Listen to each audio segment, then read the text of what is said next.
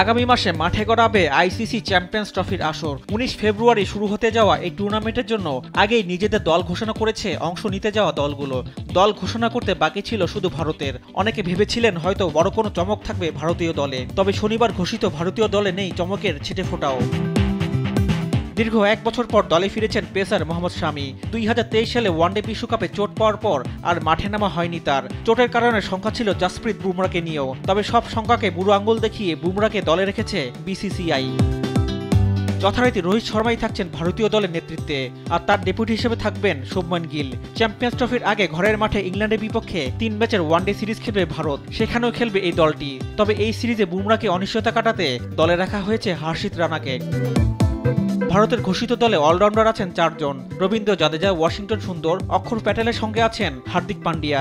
Wicket keeping এর দায়িত্ব সামলাবেন লোকেশ রাহুল এবং ঋষভ পন্থ। ব্যাটিং বিভাগে নেতৃত্ব থাকছে রোহিত এবং কোহলির হাতে। অস্ট্রেলিয়া সফরে দুর্দান্ত এক সেঞ্চুরি করে সবার নজর কেড়েছিলেন নীতিশ রেড্ডি। তাকে চ্যাম্পিয়ন্স ট্রফির দলে রাখার গুঞ্জন উঠলেও শেষ পর্যন্ত দলে সুযোগ পাননি এই ব্যাটার। বুমরা এবং শামির সঙ্গে ভারতীয় পেস ব্যাটারিতে শক্তি যোগাবেন আর্শদীপ সিং। রিফাত আঞ্জুম, দেশ টিভি, স্পোর্টস ডেস্ক।